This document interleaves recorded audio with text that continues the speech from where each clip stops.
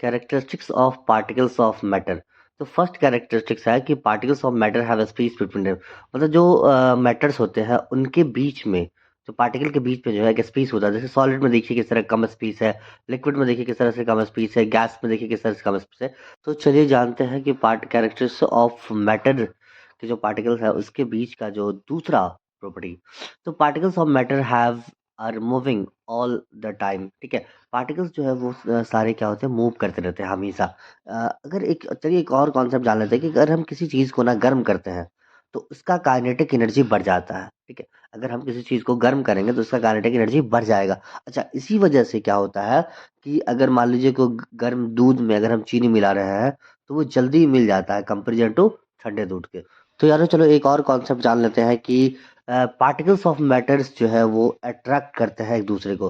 तो आप देख सकते हैं यहाँ पर कि जो पार्टिकल्स ऑफ मैटर है वो उसमें अट्रैक्शन होता है, जिसकी वजह से वो बाउंडेड रहते हैं। जैसे सॉलिड में अगर देखेंगे तो काफ़ी ज़्यादा अट्रैक्शन ऑफ फोर्स होता है, जिसकी वजह से वो काफ़ी क्या होता है, वो हार्ड होते हैं और कंपेरिजन टू अदर।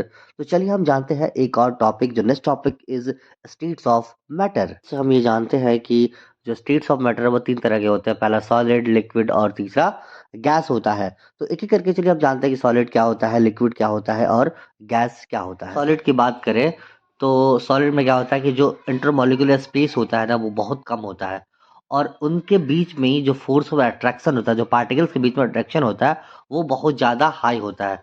और इसी की वजह से वजह से जो सॉलिड होता है वो हार्ड होता है। और सॉलिड के हार्ड होने की वजह से जो दो दो रीज़न है, एक तो attraction, force of molecular attraction वो काफ़ी हाई होता है, और दूसरा जो है उसका स्पेस कम होता है। उसके बाद जो पार्टिकल्स के बीच की जो स्पीड होती है वो बहुत ही कम होती है। जो पार्टिकल जो मूव करते थे उसकी स्पीड वो बहुत ही कम होती है सॉलिड में। चलिए अगर हम लिक्विड की बात करें तो स्पेस जो होता है, इंटरमॉलिक्यूलर स्पेस, वो मीडियम होता है, कंपेरिजन टू सॉलिड जो है वो कम होता है। अगर फोर्स ऑफ अट्रैक्शन की बात करें तो वो भी मीडियम होता है। और अगर हम स्पीड की बात करें, जो पार्टिकल्स के स्पीड है, काइनेटिक एनर्जी है, काइनेटिक स्पीड की बात करें तो वो भी इसका मीडियम होता है। मीडियम का मतलब सॉलिड, लिक्विड और गैस। तो लिक्विड से क्या होता है, लिक्विड का अगर हम बात करें तो सॉलिड से कम होता है और गैस के कंपेरिजन में ज़्यादा होता है, इसलिए इसे मीडियम हम बोलते हैं।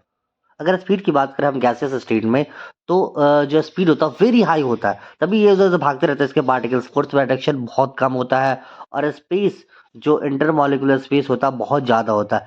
इसलिए ये जो है उतना ज़्यादा डेंसिटी इसका नहीं होता है, और ना ही इसका क्या होता है, कोई फिक्स शेप होता है, ना ही इसका कोई फिक्स वॉल्यूम होता है। लेकिन अगर सॉलिड और हम लिक्विड की अगर बात करें तो सॉलिड लिक्विड की अगर हम बात करें तो सॉलिड में क्या होता है, फिक्स्ड शेप भी होता है और फिक्स्ड वॉल्यूम भी होता है। लेकिन लिक्विड की बात करें तो वहां पर सिर्फ वॉल्यूम फिक्स होता है और जो शेप होता है वो फिक्स नहीं होता है।